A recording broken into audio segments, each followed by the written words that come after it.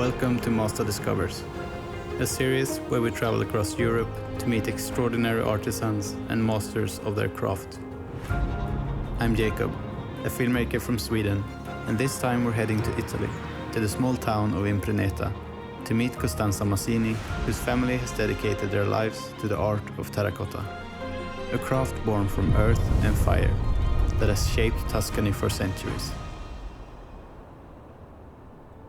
When I model terracotta, I give life to an idea, turning something raw into something special, something with a soul.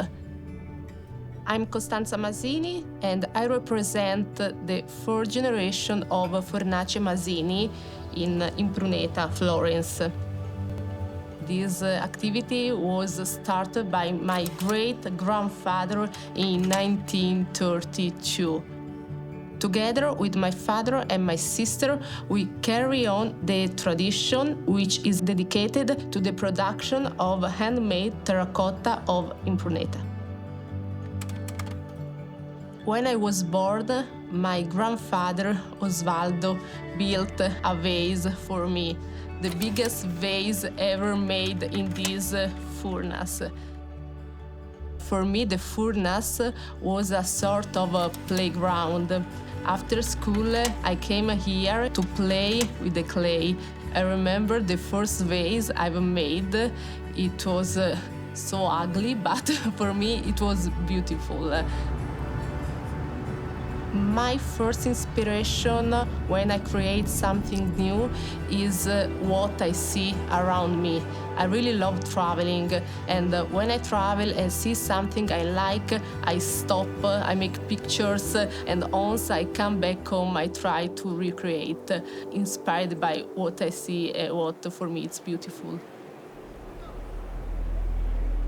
Everything begins from the clay, our precious clay called galestro.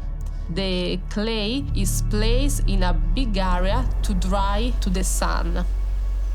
Then we remove all impurities by hands, and then it's completely pulverized. The clay then is mixed with water, and we have our paste to start working. There are several ways to work terracotta. The most common is by plaster molds. The clay is pressed inside by hands, so we don't use any mechanical tools. When you work with your hands, you can feel the imperfection, the emotion, and this is something that machine can never do. After we have retouched the pots, they need to dry. When they are completely dry, we can put into the kiln. When the temperatures reach 1040 degrees, the color change and become red.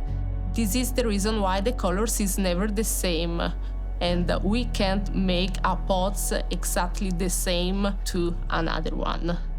They are unique. Spending time with Costanza and seeing her work has shown me how much patience, dedication, and soul go into true craftsmanship. In a world that moves faster every day, there's something grounding about this process. Terracotta can take months to dry and years to master. It's a reminder that true craft takes time, and that it can only come from human hands. To me, continue the traditional craft of making terracotta is a pride and a duty, especially now that the fifth generation is coming, as we are expecting a baby. I know that in Mazda they use the clay at the beginning to design and to model the cars, the prototype.